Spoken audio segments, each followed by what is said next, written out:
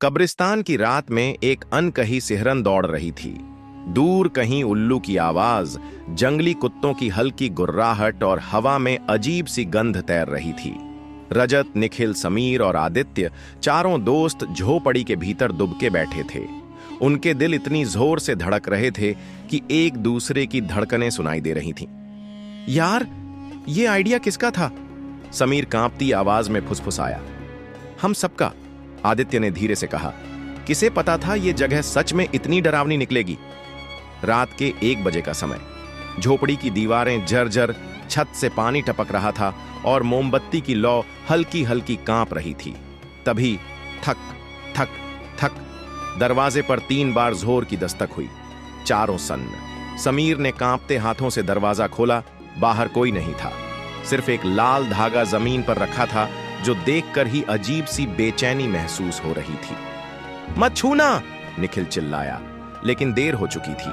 रजत ने धागा उठा लिया था। उसकी हथेली पर तुरंत काले निशान उभरने लगे, जैसे कोई अदृश्य स्याही उस पर कुछ लिख रही हो।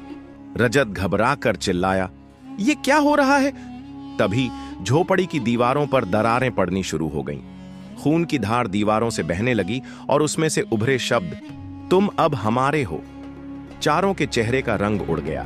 मोमबत्ती बुझ गई और झोपड़ी के भीतर अंधेरा छा गया।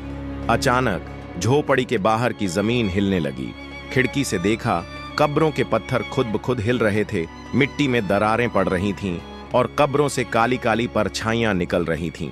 उनके चेहरे दिखाई नहीं दे रहे थे, बस आंखों की जगह लाल रोशनी चमक रही थी। कौन हो तुम लोग?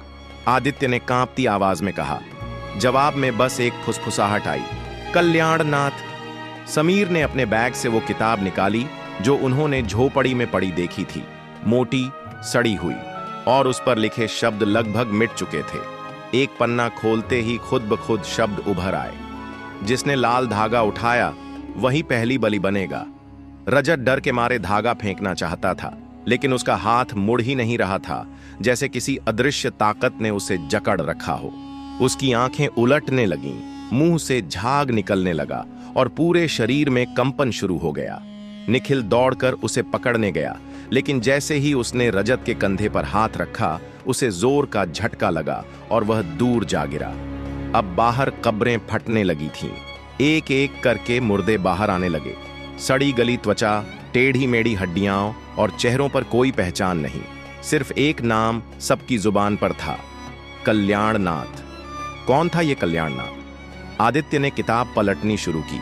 उसमें एक अध्याय था, कल्याणनाथ, मृतकों का स्वामी। कहानी थी एक तांत्रिक की, जो मरकर भी अपने अनुयायियों के बीच जिंदा था। उसे बलि चाहिए थी हर 100 साल में, और जो उसके इलाके में गलती से भी आ जाता, वो उसका शिकार बन जाता। हमें भागना होगा, आदित्य चिल्लाया। चारों भागने लगे। रजत लड़खड़ाता हुआ उनके पीछे पीछे, मगर अब उसके चेहरे पर इंसानी भाव नहीं थे। कब्रिस्तान की मिट्टी नरम होकर दलदल जैसी बन चुकी थी। निखिल का पैर उसमें धंस गया और वह चीख उठा, मुझे निकालो। समीर ने उसका हाथ पकड़ने की कोशिश की, लेकिन तभी मिट्टी से काले हाथ निकल आए, हड्डियों के बने, और निखिल को खींचना शुरू कर दिया। आदित्य, मदद करो, निखिल चिल्लाया, मगर एक झटके में वह मिट्टी में समा गया। उसकी चीखें कब्रिस्तान में गूंजती रहीं और फिर सन्नाटा। बाकी तीनों स्तब्ध खड़े थे। रजत, जो अब पूरी तरह बदल चुका था, धीमे धीमे मुस्कुरा रहा था। उसकी आवाज बदल चुकी थी। अब एक गया, 2 बाकी।